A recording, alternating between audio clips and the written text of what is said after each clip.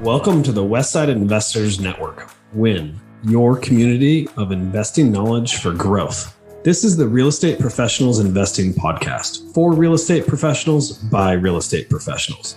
This show is focused on the next step in your career, investing. Thank you for listening. And please, if you like our content, rate us on your podcast provider. Just a quick disclaimer, the views and opinions expressed in this podcast are for educational purposes only and should not be construed as an offer to buy or sell any shares or securities, make or consider any investments, or take any other action. And now, AJ and Chris Shepard. Our guest for today is the owner of SAB Design and Drafting. She works with real estate investors in the residential space. She will walk us through what design and drafting are specifically, the step-by-step process to get a job done, and what mistakes you should avoid as a real estate investor. So let's welcome Sasha Beckwith. All right, today we have Sasha Beckwith with us. She is owner of SAB Design and Drafting and performs residential drafting and design. Sasha, do you want to just tell us a little bit more about yourself and maybe how you got started in this business? Sure. So kind of got started a little weirdly. At first, I did go to college for interior design and housing studies and just kind of always liked the remodeling business. So I worked with a remodeler for a while. And then when I had at one time where my hours went from 40 hours a week to 4 hours a week, needed to kind of readjust some stuff and went and did kind of a small business assistant job for multiple clients. And after that, I kind of had the idea of, well, I worked for a design and drafting, like a design build company. There must be some companies that just need the drafting part, which I can provide. So I talked with people for that and they're like, yes, and we can use you. And then I just kept building my business since then on mostly from referral basis. Sasha, do you want to just give us a brief description of what, design and drafting actually is and how that kind of fits into the residential real estate world? Sure. So there's a lot of different aspects of design and drafting. Like a lot of people either will think of like interior decorators or finishes and stuff like that, which are all good parts of it. I don't tend to do those parts. The parts I do is I will draw up the plans. I will help guide with the structural aspects of things because I know like what things are going to cost more, what things are going to cost less, if it's going to be harder, easier, and what kind of hoops we're going to be dealing with, as well as kind of space planning the areas to make them flow far more easily and kind of get to whatever my client's end goal is, keeping that in mind. And with a lot of investors, such as even if they're doing a basement, I try to keep in mind, can this easily be converted down the road to something else for the new homeowner type deal? So like often like an ADU or a suite in that sense. I kind of keep that in mind for ease of use. So that's kind of what I do. I deal a lot with the permits and the construction aspect. So mainly you're drafting up like a site plan and a floor plan and elevations. Yep, full permit ready documents. And so what's the difference between like a designer and then an architect or something like that? So for my purposes in the residential realm, there really isn't a very big difference on that because like you can have somebody like me who, I'm not licensed. I've been working in this for about 7 years now, but there really isn't any difference between our knowledge bases. Like both of us would still need an engineer when we need engineers. Where the difference between myself and an architect comes into play is often with commercial properties, because they get far pickier with commercial properties than they do with residential properties. So anything that's 3 or more units or commercial structure, unless you're doing something like small that's not really structural, they would probably want an architect to get involved in it. For most of the residential stuff, duplexes, ADUs, any of that type of stuff, I can do pretty much the same thing. Nice. And you've worked a lot with investors, so you're really like savvy on like, the cost benefit type design is what you're saying, right? Oh yeah. Like sometimes I'll have a couple investors where I'm like, are you sure you want to do that? Just because I know how much it's going to take to do that. Yeah. And I'm like, if you're sure, because I don't know your numbers, but this is going to be costly. Right. But yeah, I kind of try to guide them towards something that's more bang for the buck. Like I can understand doing something to get a better product, but is that, like, yourself understand the investment, is that going to be worth it in the end? So when you're looking at like an investment home, what are some of the things that you think like get the biggest bang for the buck? For the biggest bang for the buck, I often will look for sight lines. So sometimes I can't open everything up easily as some people want, but I still try to see if there's a way to get those sight lines from large areas, either if it's diagonally or straight shot type deal. So you're talking about blowing out walls and trying to create an open floor plan, and when that's not cost effective, you're talking about creating sight lines. Yeah. And like that's sometimes some of the compromises that I would go through is those sight lines. The normal stuff is pretty simple, like opening up walls. Right now I've had a lot of, because I have my retail clients, and those kind of also kind of inform me, like, what am I doing on this side to help this other side? Probably like a lot of people know, a lot of offices are in place and having a lot of additions. Like right now, a lot of people I feel they don't want to move. So they're kind of trying to adapt what they need from their space right now. And often what I'm doing in those realms is expanding bedrooms or adding on master suites, what I've done quite a bit recently. So I'd say normal rule of thumb, but one of the things, I try to do is like those sight lines and being cognizant of what is that view rate from the start.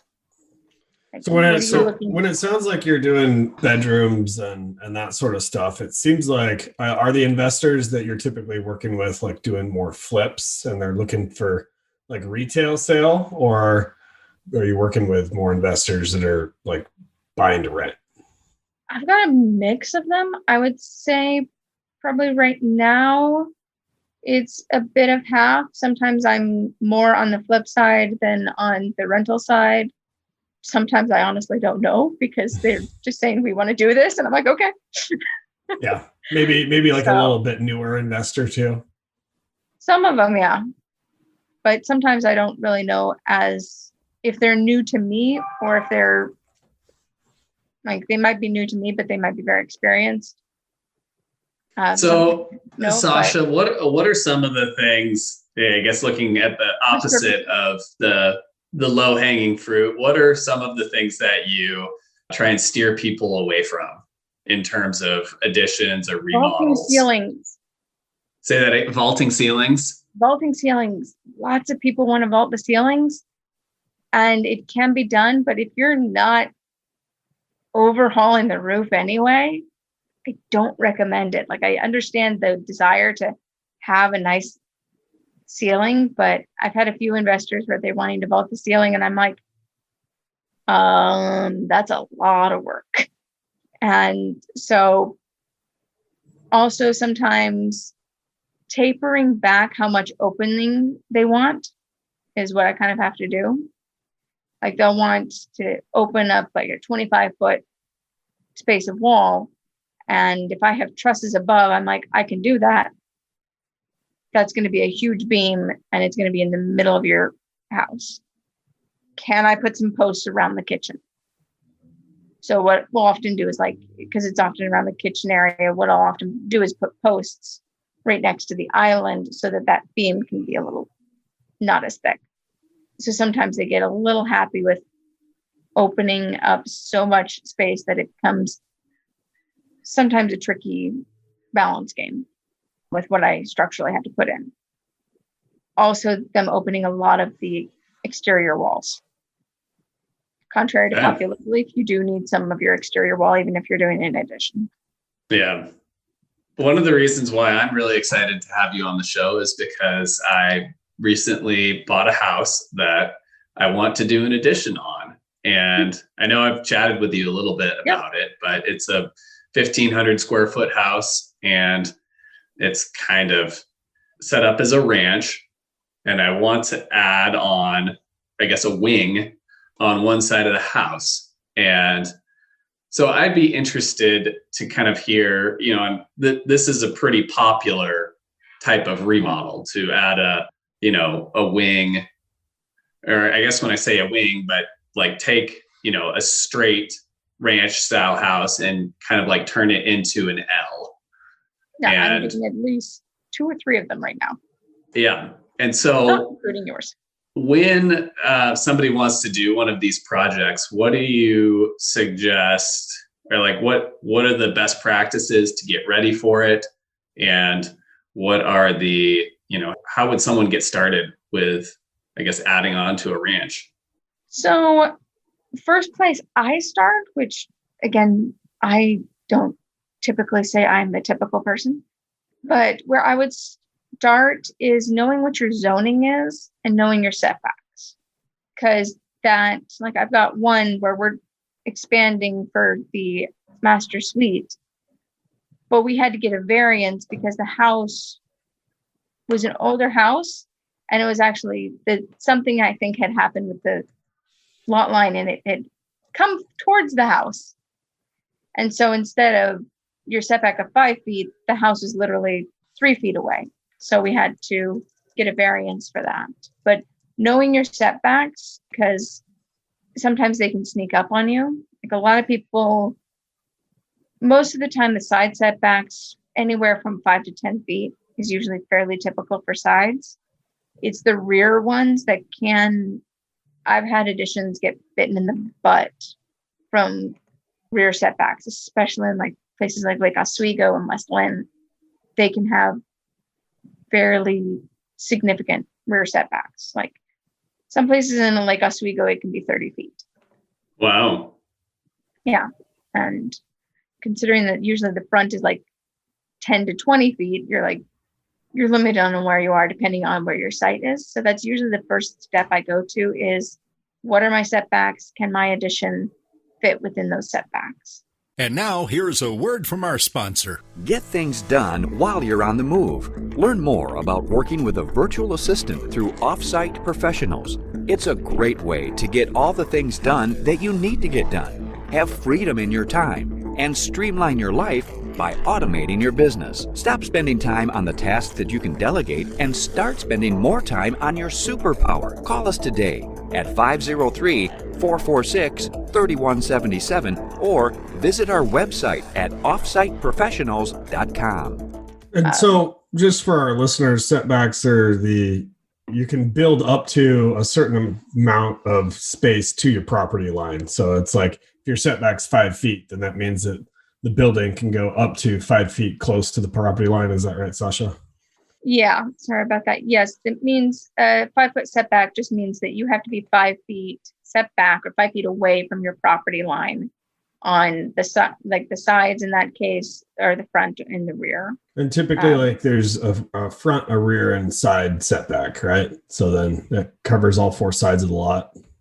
Yes, there's a front, a rear, and sides. There's also what's called a street side, which comes into place when you're on a corner. And some jurisdictions will have that slightly different from your regular side setback. Okay. And so you plan out, based on the zoning, which is a very important place to start. So like, let's say that you've got, a 10-foot setback on the front and the rear, and then a 5-foot setback on the sides. And so now you know that, and you're putting together do you move on to putting together kind of as-built site and floor plans? Yeah, typically how I work is I like to come out and I measure out everything. I'll take a peek of what kind of construction is going on up in the attic and what kind of construction is down in the crawl space. I'm not really going in there and measuring much in those places. I'm just making sure, like, is the ceiling trussed or rafters? Truss system is like your engineered trusses. You'll see like metal on them most of the time, where versus your rafter system, which usually is just kind of a triangle, possibly with some vertical members in it. And then what kind of crawl space you have, because that kind of helps me decide what kind of crawl space the addition is going to have. Because sometimes, like, different houses, they can be 3 feet off the ground, or they can be 6 inches off the ground. And so the crawl space often dictates kind of how much digging there is. And I don't want to daylight your existing foundation, which daylighting your existing foundation basically means that it's not as supported as it should be. Okay. So the crawl space, I guess, subject that you brought up is pretty interesting to me. So what goes into, I guess, evaluating a crawl space, and what type of information can you get from, inspecting, and then how does that help you decide what type of construction to choose for an addition? So the information I usually glean from the crawl space is, one part is the sheathing, which is, for listeners, it's what goes above the joist, what you stand on, what your flooring's attached to it's called floor sheathing. And that is one major thing, as well as then kind of what the floor joists themselves are doing. Often it depends on what's also down there, because I've had crawl space accesses where it's like, oh, this is an access. There is a ductwork right next to me and I can see absolutely nothing. And I'm not sure how I get in here as well. So you have that. You also want to see how deep it is. I've seen crawl spaces that you wouldn't be able to get under if you tried. And I've seen crawl spaces that are like 20 feet. Still not sure how those are crawl spaces, but they are. So it just depends on that. And why that information is good to know is because for your addition, sometimes you have to tie into the existing walls, sometimes with your framing. So I want to know how thick your existing framing is, so I can kind of match that as much as possible. Also, if you have, like I said, if you're pretty low to the ground, I don't want to be specifying you having joists that are going to put you underneath your dirt. Okay. Because framing just does not like to be on dirt. Yeah, unless it's pressure treated, right? Even then, I try to get it away. Avoid at all costs. Yeah. Okay, so you've gone to the property and you have all of your measurements for your as-builts. And did we miss any steps between doing all your research on the computer, figuring out the zoning and jurisdictions, and then getting to the property and getting measurements for as-builts?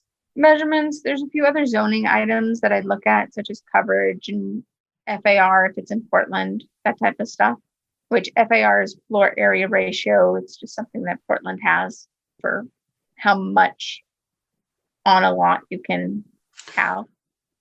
Yeah, why don't you explain that a little bit better, since we all are from Portland. And that's something that is only for Portland, or are there any other jurisdictions in the metro that have an FAR? Not that I can recall. I'm not saying that that's impossible, but usually for residential realm, Portland's where I'm seeing it a lot right now. There might be one in the commercial realm, but I don't know much of commercial realm is a different animal. But the floor area ratio is basically saying, which is different from the coverage area. People get the two confused. And on a ranch style house, they're pretty much the same. But where coverage area is basically, if you took a 2D image of your lot and what's on it. So the house, the garage, if you have a gazebo, if you've got a deck that's taller than 6 feet, that all contributes to your coverage area. And the different jurisdictions, they'll have different percentages of that. 40%. Sometimes they'll have a different calculation on it. Sometimes some jurisdictions don't have it at all. Just depends. Where it differs from the FAR is that the floor area ratio calculates each floor. So it calculates your first floor's square footage, your second floor's square footage, and you can't exceed a certain number there. So with additions, both of those numbers do come into play. Often they're not that detrimental because a lot of your area is taken up in setbacks. So you kind of have that lovely balance game. But it is something that I want to be cognizant of, especially with my investors who love flirting with that line greatly sometimes. Yeah. Yeah. And in Portland, which is when they do count garages in FAR, even if it's detached. Okay. Which is annoying. So annoying. So what is next in the, I guess, planning steps? Yeah, next would be my drawing it up. And then I would have been talking with you at the initial measuring appointment and seeing what you're wanting to do. And then I'd either, depending on how simple or complicated process, I would give you some options for it. Say, here's what you can do with it. And after that, you'd kind of, some people have done the gambit of they've kind of taken mine as advice and made their own. They've taken different aspects of each, like I usually give about 3 options. I'll take different aspects of each option and kind of combine them. Sometimes, especially more with investors, they're like, I like that one, do it. Okay. So either one is fine. And so we'll get to a final design. After we're doing a final design and it's confirmed, yep, that's what I want to do, I'll go into putting in the permit ready details.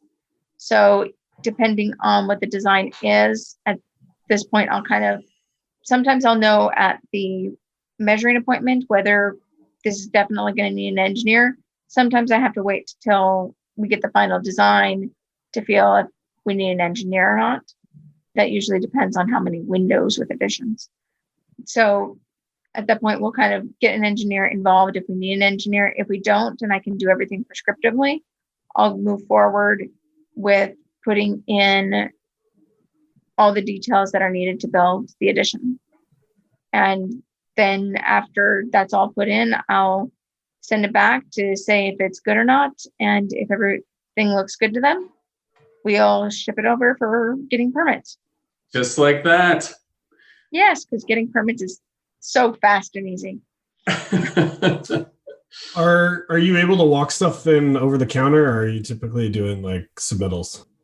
Submittals mostly, not even Portland's doing over-counter stuff anymore, unfortunately. Sometimes they'll internally do a faster process if it's simpler, but it's an internal process, and so I can't judge what they're going to do. I can kind of say there's a high percentage chance that it's going to go in the fast track. There's not as high percentage chance. It just depends on the job. I found that like basements, if there's really no big structural aspects to it, but like basements, even just like removing one wall, it's fairly straightforward. Those go through pretty quickly. But if you're like overhauling a lot of systems, then it's going to probably go a little slower. And right now, if you're doing Washington County, buckle up. And then, so typically, do you work with like the investor on picking out materials, or is that kind of something on the drawings you leave up to them? I mean, some architects and interior designers will go as far as like providing paint colors. I mean, there's a level of detail to drawings that you can, that varies widely. And I think that, you know, as our listeners listen to this, like understanding that level of detail, both on the kind of like the more economical level and then like the completely full service. Yeah. And that isn't something I've typically done. Just, I kind of got, when I was first getting out, a lot more of my clients were investors than anything. And they would kind of do that part themselves. Either they know what worked or they just wanted to do it themselves. So typically I don't often specify. I can, but I don't really like source anything. Actually, I have clients who are designers because they don't like doing the drafting part, but I do the drafting part. And they'll do like all of the selections and the specifications on everything. And I'll do the drawing aspect of it for them. So I get through permitting. I don't necessarily do the selection process for items that I've worked with people with how they want a kitchen to look in the sense of like the cabinet design. But that's usually as far as I've often gone in that realm.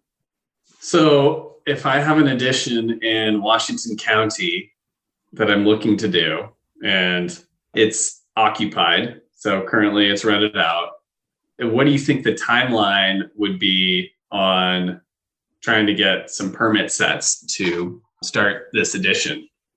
Well, for my time, I'm probably about 2 months.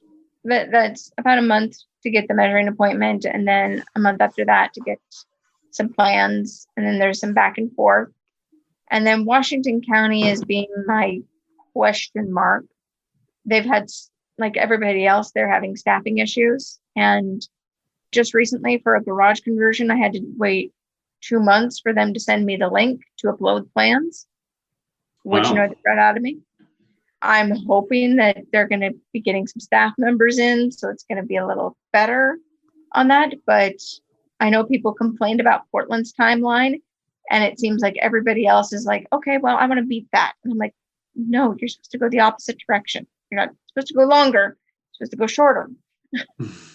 But Washington County is one of those words, honestly, with most of the jurisdictions, people ask me, so how long do you think this is going to take? And I'm like, 2 to 6 months, because it's excessively hard right now to predict what they're going to do. Like I said, I was expecting Washington County to get back to me high point of 2 weeks, and it took far longer than that. So, and I think it's temporary in the sense of staffing issues. They had 3 people retire on them all at once, but it's something to be cognizant of. And in general, if you're permitting something, it's going to take longer than you expect. 9 times out of 10, it will take longer than you expect. Yeah. Well, I guess I'm slightly in luck because my property is rented out for a year. I guess what I learned from the last time I did a large residential remodel, that you shouldn't demo the house right away before you get permits. Yes. And have it sit for 18 months while you try and figure everything out. Yeah, that is one point that sometimes investors get me a little concerned about, is like they'll start demoing and I'm like, okay. One thing I would say for investors is if you're looking at purchasing a property, if you have the time, because sometimes I know you don't have the time and you're in Portland, do a records pull, because if you do a records pull on the property, if you're not the owner, it costs $15, but then you know what the city knows on that property. And if something is not permitted, Portland will hold your feet to the fire if you're wanting to get permits. So if you suspect an addition or a garage conversion was done and there's no permits for it and you're getting permits, they will make you rectify that situation. I'm doing that with one right now where it's a garage conversion, and the garage wasn't permitted. Yeah, no, the conversion. So the garage was permitted, but the conversion was not permitted. So now we have to go retroactively go in and figure out. So you're rectifying the garage, the unpermitted garage conversion. Yeah. Is the investor, so what's the investor's situation there? Are they just like wanting to sell the house and they have an unpermitted garage conversion, or? Yeah, so I've got 2 of them actually like that. One of them, they're converting the garage to an ADU, so they're not too bad about that. The other one, they knew that going into it, that all signs. It was of unpermitted. illegal. Yeah. The And so other they reason, need to fix it. yeah, the other reason I say to get a records pull, especially for bungalows and craftsman houses, is because the city is going, first thing the city will ask is that an actual second floor? So if that half story is actually living space. And if you have a building permit little card and it says a 1.5 story, you're golden. They'll just say, okay, yep, it's pre-existing. So I don't have to mess with if the stairs are slightly off. It's pre-existing. Don't care. If the spans are overspanned, it's pre-existing. I don't care, which is always fun to do because always nice when I don't have to deal with that one. But on the But flip if side, it doesn't say 1.5, if it doesn't then say what do you one, have to do? so one of two things. So what I do is I look at what's there. So some of them, it doesn't say 1.5 stories, but they have original millwork around the windows. They have lath and plaster on the walls and the side ceilings and stuff like that. They have relatively finished floors. So every indication says that the staircase is front when you come into the place. So everything is saying, I'm finished. So what you can do is you can ask an inspector to do a fee-based inspection and say, this is original to the house. And so they'll come in, they'll review it. They'll look at pretty much the points that I looked at. They also look at like the joist size and they'll make a determination.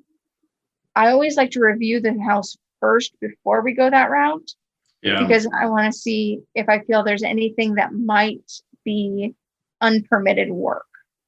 Because you are inviting an inspector in, and if they do see unpermitted work, they will call you on it.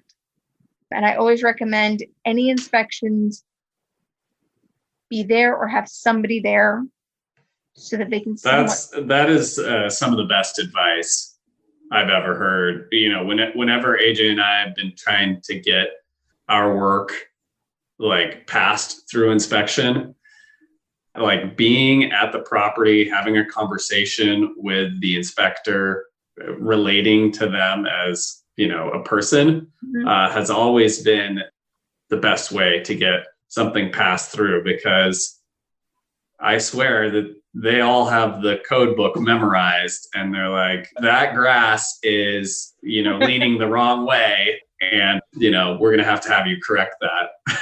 Yeah, I think that's really good advice of the quote unquote relating to them as a person, and, you know, trying to steer the conversation in that aspect as much as possible instead of them remembering the code book. Yes. And sometimes I've had people strategically place themselves in certain areas or make sure the inspectors go through certain areas. Now, if an inspector is going to walk around the property, he's going to. But if you can kind of make it not as obvious, there's always that. Another thing, if he does call out something, he should have a code reference. I actually got into, one of my investors, they got into fun times because the inspector called us out on something, but he didn't have a code reference and it didn't make sense. And the contractor on that job was a little too happy. And so he told the contractor to take out the walls. Like, this wasn't a remodel. This was a new construction. We were doing what I call a foundation and wall remodel, which is basically you keep one wall and the foundational footprint and you do a lot of other things. So this had an addition, a second floor, all kinds of stuff. Mm-hmm. But he told them to just demo it and like go in for permits again. For new construction. For new construction, yeah. No, we had plans for a remodel and I didn't pull any punches on how terrible the existing foundation was. But he never gave a code reference to it. And unfortunately, in that case, the contractor was a bit too happy. And so he started taking down walls. And yeah, it would have been easier if he hadn't have done that. But what we basically found out is like he shouldn't have said that. And actually, there was a process we went through to kind of basically You had recoup a to little bit. appeal the inspectors, I guess. We didn't really appeal it. We said, hey, you made a mistake. This shouldn't have ever been said. And because of that, we had damages because, granted, our contractor was too happy with it.